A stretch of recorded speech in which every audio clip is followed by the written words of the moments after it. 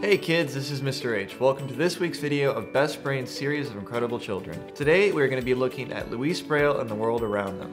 Before continuing, make sure you download the worksheet from the link in the description below. Louis Braille was born in Coupvray, a small town near Paris in 1809. When he was 3 years old, he was playing in his father's shop and suffered an accident that led to blindness in one of his eyes.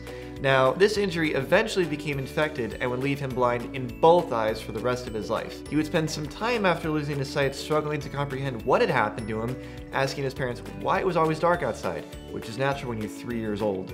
To their credit, his parents made many efforts to raise him as they would a child who could still see, quite rare for the time. He had a brilliant mind despite his young age, and learned to navigate his village using canes that his father had handmade for him. Braille grew up in a time where being raised to live a normal life despite being blind just didn't happen. Parental support was a very different thing back then, and Braille would not have been nearly as successful in life were it not for the support he'd received at home. Now, the obvious challenge Braille faced was living life having been blinded at such a young age, when support systems for the blind were really only in its infancy. Braille was unique in that he had a brilliantly bright and creative mind, and that he could find inspiration in the trials and failed attempts of others. We'll get to that later. He never expressed anger at his disability and impressed local teachers with his bright mind to the point where they assisted him in getting a higher education. He eventually enrolled at one of the first schools made for the blind, the Royal Institute for Blind Youth in Paris. While he studied in Paris, he learned to read with a system called the Way system, which utilized raised lettering on heavy paper so that you could feel the individual letters with just your finger. This is what started Braille onto the path that would lead to one of the single most important advancements for blind people. While he was in school in Paris, he learned of a new experimental communication system created by French Army Captain Charles Barbier. His night writing system utilized dots and dashes that were pressed again into thick paper. The goal of this was to allow soldiers to share information on the battlefield under the cover of complete darkness without a need for a light which could expose their position to enemy scouts.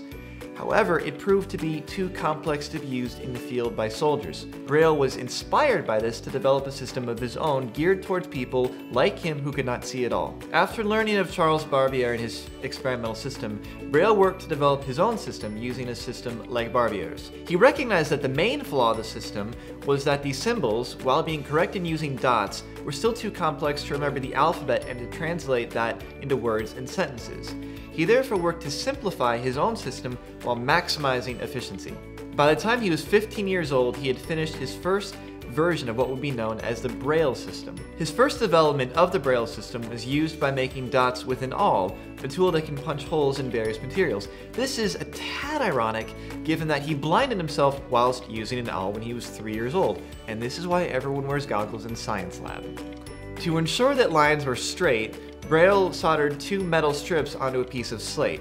This ensured that the lines and letters were printed straight and ensured its ease of reading. It would later be seen as bearing the stamp of genius, like the Roman alphabet itself, according to one former director of California's School for the Blind. He went on to perfect this system over the next several years, ensuring that letters could be read with a single finger and eventually adapting the system so that it could be used with any musical instrument. Braille is remembered every day. Every book, every musical sheet written for the blind is thanks to the work he did. He worked to ensure that those who are blind could still learn and advance in school like any normal child. Today, everyone faces some sort of challenge that can hold them back. People all around us have ideas that might not work out the way we want them to. What matters is that we don't let our challenges hold us back from achieving something truly miraculous. Anyone can learn from their own mistakes, but the best of us can learn from the mistakes of others. Braille represents what the best of us can do, and what we each have the potential to do. Thanks for watching this week's video. Be sure to stop by next week for our video on Anne Frank. Until next time, bye kids.